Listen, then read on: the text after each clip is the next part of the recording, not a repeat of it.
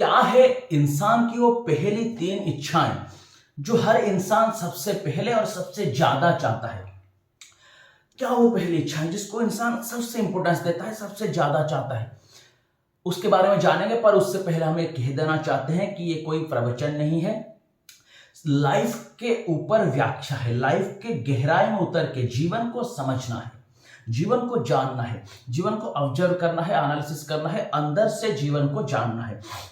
उस तरह की नीयत, उस तरह की चाहत और काबिलियत, इंटेलिजेंस, विजडम के उस लेवल में हम अगर घुसना चाहते हैं, उस मजे को, उस आनंद को लूटना चाहते हैं, पाना चाहते हैं, तो आए। तो शुरू करते हैं। इंसान पहले क्या चाहता है? सबसे पहले क्या उसकी इच्छा है? पढ़ाई, जॉब, कार, गाड़ी, घर, खाना? नहीं। हर इंसान सबसे पहले ये चाहता है कि मैं कैसे हमेशा जिंदा रहूं, हमेशा बच के रहूं, मरूं कभी नहीं। मरना वो नहीं चाहता है, अमर होना चाहता है।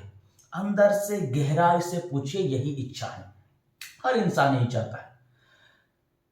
आप ज्यादा खाना नहीं खाते हैं, क्यों? क्योंकि आपके गहराई में, सबकॉन्शियस में डर है कि अगर ज्यादा खाना खाऊंगा तो ज्यादा खाने से मर न जाऊं। बहुत गहराई में ही डर है। आप कम खाना नहीं खाते क्योंकि कम खाने से शक्तिहीनता से मर ना जाऊं। कोरोना से लोग डरते थे, नहीं, कोरोना से मर जाएंगे इसलिए डरते थे। उस नाम को कोरोना का चेंज करके आप बरेली रख दीजिए, लोग बरेली से डरेंगे। लोग मरने से डरते हैं। Every human being and every living being in this world want to be immortal. मरणशील होना कोई नहीं चाहता है। दूसरी इच्छा क्या है? दूसरी इच्छा यह है, पहली इच्छा समझ में आ गई होगी, नहीं तो और एक उदाहरण देते हैं कि देखिए, कल सुबह आपको जो आपकी मर्जी है, जिस होटल में जाना चाहते हैं जाएंगे, जिस कार में जाना चाहते हैं जाएंगे, जिसके साथ जाना चाहते हैं जाएंगे, सब फिक्स है। कल सुबह आप जाएंगे। आज रात को खबर आके पहुंचे, आपका जो सबसे अच्छा डॉक्टर है, जो जो कहता है वो होता है, वो कहे कि आपके बॉडी का वो पार्ट खराब हो गया है, आप कल सुबह तक चले जाएंगे। जरा अकेले में बैठ के सोचे, सिर्फ सुने नहीं, उस जगह पे खुद को ले जाएं। आपके साथ ये हो रहा है, फील करें। तो जो कल सुबह के जाना था, जो गाड़ी था, वो सब एक पल में लीन हो जाएंगे। सिर्फ एक चीज रह जाए कि मैं कैसे बचूं। जिंदा रहना है, तब जाके उसके बाद ये सब होना है। तो पहली इच्छा ये है कि हमेशा जिंदा रहना चाहता है। दूसरी इच्छा क्या है? दूसरी इच्छा यह है कि इंसान खुशी को चाहता है, सुख को चाहता है। ये हम सबको तो पता है, पर हम उन वस्तुओं को सोच लेते हैं, असली खुशी को नहीं जान पाते। देखिए, फॉर एन एग्जाम्पल, हम आजकल ये कहते हैं सबकी, मुझे मेरे फोन से बहुत प्यार है, कहते हैं। कोई कहता है मुझे मेरे कुत्ते से बहुत प्यार है, कोई कहता है मुझे मेरे पत्नी से बहुत प्यार है। तो ठीक है, अगर वो फोन, जरा सोचें, बार बार हैंग होता रहे, काम ना करे, कॉल ना लगे, अच्छे से चले नहीं, तो आप उस फोन को रखेंगे, संभालेंगे, या फेंक के नए फोन खरीद के लाएंगे? आप जरूर नए फोन खरीद के लाएंगे। क्यों? अगर आप उसी फोन से प्यार करते तो हैंग होने के बाद भी, खराब होने के बाद भी आप उसी फोन को रखते, उसी को प्यार करते। नहीं, आप उस फोन को नहीं, उस फोन से मिलने वाली खुशी को चाहते थे, उस फोन से मिलने वाले सुख के पल को चाहते थे, उस खुशी को जीना चाहते थे, उस खुशी के पल में रहना चाहते थे, जो जब से उस फोन से नहीं मिल सका, तब से आपने उस फोन को छोड़ने का सोच लिया। वो पत्नी जिसको आप प्यार करते हैं, कहते हैं, अगर आपके नाम में झूठी बातें लोगों को कहे, समाज में आपके नाम पे केस करे, आपके साथ झगड़ा करे, आप उसे रखेंगे? नहीं। क्यों? कुत्ता कुत्ता काट ले, कुत्ता हर दिन आपको काटे, हर दिन भूखे, तो रखेंगे? उसी से प्यार नहीं, उससे मिलने वाली खुशी को चाहते हैं। गलती से सोच लेते हैं उस खुशी को, खुशी के पल को जो वस्तु से पाते हैं, गलती से उस वस्तु को सोच लेते हैं कि यही खुशी है, उस वस्तु को पाने में लग जाते हैं। और एक सवाल, तीसरी इच्छा क्या है इंसान की? जाने से पहले और एक सवाल उठता है कि हम खुशी को क्यों चाहते हैं, हम दुख क्यों नहीं चाहते। बहुत गहराई का सवाल है। हम अगर सोचे कि ये कोई सवाल हुआ, कोई कहे कि ये क्या सवाल है, खुशी को चाहते हैं क्यों, खुशी को क्यों चाहते हैं, तो एक उपनिषद का उदाहरण लाएंगे। आपको अगर मैं पूछूं कि पानी एक गैस के चूल्हे के ऊपर, आग के ऊपर मैं एक जगह पे पानी रख दूं एक बर्तन में, 5 मिनट के बाद वो पानी गर्म हो जाएगा। तो मैं आपको पूछूं कि पानी गर्म क्यों हुआ, तो आप मुझे कहेंगे कि आग के संस्पर्श में आके पानी गर्म हुआ। सही बात है। मैं आपको कहूंगा कि पानी तो आग के संस्पर्श में आके गर्म हुआ, पर आग गर्म क्यों है, आग क्यों गर्म हुआ, तो क्या कोई सवाल हुआ?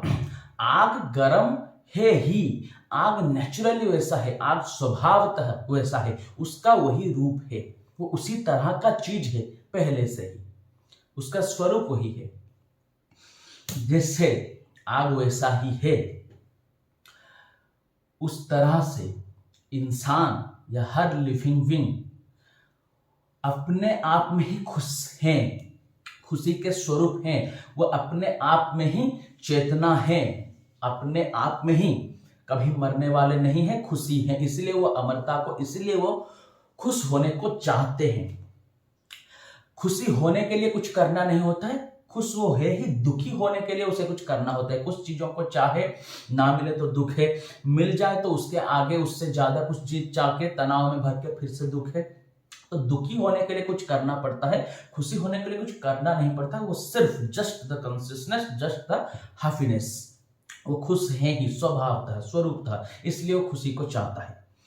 पर जैसे आपको पता चलता है कि मैं हूं, होने का पता चलता है, नींद के समय पता नहीं चलता, उस तरह से अगर मान लीजिए आग को भी पता चलता हो कि वो है, उसे पता चलता है, तब वो जब पूरे खिल के जल पाएगी तब वो खुशी होगी, वो कहेगा कि मुझे अच्छा लगता है। पर उसके ऊपर एक डिब्बा या एक बर्तन को ओढ़ लीजिए, ढांक लीजिए, तो खिल के नहीं जल पाएगी जिस तरह से उसे जलना चाहिए।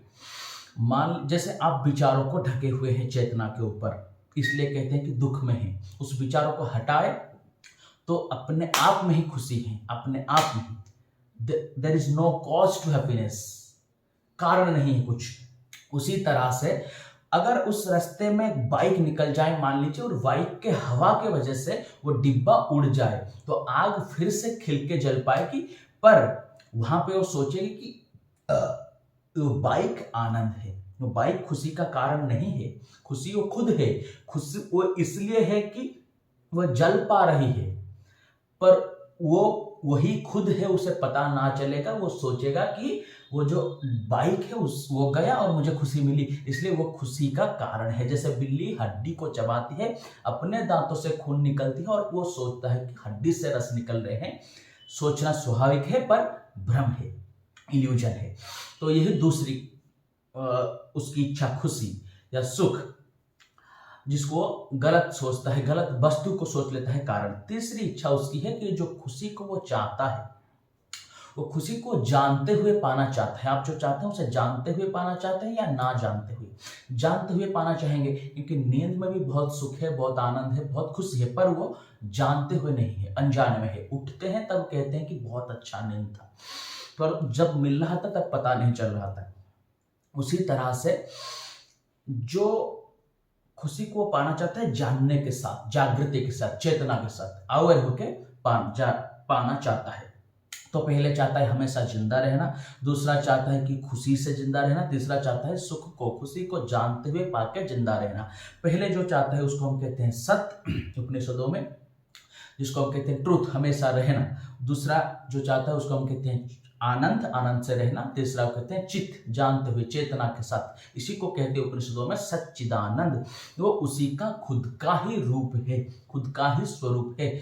गलती से वो औरों को और वस्तुओं को सोचता है, अगर सारे विचार को हटाए तो उसे पता चलेगा कि वो खुद वही। इससे पहले हमने एक वीडियो डाला था, उसमें हम समझाए कि किस तरह से विचार हटते ही आप खुद ही सुख को पाते हैं, बिना किसी मीडियम के, बिना फोन के, बिना किस और चीज के, मन को बहलाने के लिए सिर्फ शांति नहीं, पूरा आनंद जो इसमें आप पाते हैं, फोन में हो, शराब में, जिस चीज में हो, उसको जानते हुए बिना इन मीडियमों को यूज किए, क्योंकि किसी भी माध्यम को यूज करेंगे तो उसके ऊपर डिपेंड हो जाएंगे। डिपेंडेंस में सुख नहीं है, इंडिपेंडेंट होने में, मुक्त होने में सुख है। उस तरह से सुखी किस तरह से हो, विचार को कैसे हटाएं। अब जब भी आप सुखी होते हैं, जैसे पहाड़ को देखते हैं तो कहते हैं मुझे बहुत अच्छा लगा था, बार बार उस पहाड़ को देख के अच्छा नहीं लगेगा। पहाड़ में अच्छाई कुछ नहीं है, पहाड़ को देखते ही आप एक क्षण के लिए विचारहीन हो जाते हैं। आग जल पाता है जिस तरह से विचारहीन होते हैं, खुद के स्वरूप में स्थित हो जाते हैं, जो खुशी का स्वरूप है, खुद है। इसीलिए बार बार पहाड़ को देखने में अभ्यस्त हो जाते हैं, विचार नहीं जाते हैं बार बार पहाड़ को देखने में, तो इसलिए सुख नहीं होता है। अच्छे से दिए गए हैं, उस वीडियो को देख लीजिएगा, डिस्क्रिप्शन में देंगे लिंक। तो ये तीन उसकी इच्छा, अगर इन इच्छाओं को, इस खुशियों को वो बिना इन वीडियो के पा सके, क्योंकि हमने जो पूरे कहा, जो व्याख्या, वो सिर्फ कहना है, आपका फील नहीं है, अब आपका एक्सपीरियंस में नहीं है, अनुभव में नहीं है। अगर मेडिटेशन में, ध्यान में जाके खुद चीजों को समझ के, चीजों को जान के हमने जो कहा, आपको पता चल रहा होगा कि जो कह रहा है लॉजिकली करेक्ट है, पर एक्सपीरियंशियली, एग्जिस्टेंशियली, अनुभव में अगर आ जाए, क्योंकि रसगुल्ला जब तक कोई ना खाए, जितने भी व्याख्याएं करो, समझ नहीं पाएगा कि स्वाद कैसा लगता है। अनुभव में आ जाए बिना मीडियम के, तो एक आदमी हमेशा खुश रहेगा। इसी खुशी को बिना मीडियम में खुद को जानते हुए पा लेने को कहते हैं हम अध्यात्म या स्पिरिचुअलिटी, अपने जीवन की खोज, खुद की खोज। पहले के समय में इसको कहा जाता था ब्रह्म ज्ञान या आत्मज्ञान, सेल्फ रियलाइजेशन। तो क्या नौबत पड़ी कि वो आध्यात्म के शब्द को बदलना होगा, बदलने की प्रक्रिया शुरू हो चुकी है। जब पहले ये चल रहा था, उस समय उसको कहा जाता था ब्रह्म ज्ञान, सेल्फ रियलाइजेशन, आत्मा को या खुद को जान के जो रियलाइज्ड हो जाता है, पूरे खुशी को पा जाता है बिना माध्यम के, उसी को हम कहते थे ब्रह्मज्ञानी या ब्राह्मण। तब ये शब्द था ब्राह्मण, जन्म से नहीं कहते थे, हम कहते थे जो भी इसी फिलोसफी के, इसी दर्शन के अनुसार अगर ब्राह्मण को देखे तो मीरा ब्राह्मण की कैटेगरी में आएगी, जनक ब्राह्मण की कैटेगरी में आएगी, जिसने ब्रह्म को, खुद को, पूरे अस्तित्व को जान लिया। पर बाद में क्या हुआ, जैसे बुद्ध कहते थे, जब वो जिंदा थे, शरीर में थे, वो कहते थे कि कामना के विनाश में दुख का विनाश है। पर उनके जाने के बाद उनके फॉलोअर्स ने क्या किया, बुद्ध के एक मूर्ति बनाई और कहने लगे कि भगवान हमारी ये इच्छा पूरी कर दो, वो इच्छा पूरी कर दो। वो आदमी जब जिंदा था वो कहता था कि कामना ही मत करो, कामना के विनाश में ही दुख का विनाश है। हम उन्हीं के सामने कुछ कामना लेकर जाते हैं, उन्हीं को मांगते हैं, जिस तरह से भ्रष्ट हो जाता है, स्वाभाविक है, नेचुरल है। मैं आपको कोई कहानी बताऊं, आप उसको बताएं, वो उसके कान में बताए, 50 लोगों में होते होते वो कहानी महाभारत बन जाएगी, जाहिर सी बात है। इसी तरह से वो ब्राह्मण शब्द गलत व्यवहार में आने लगा।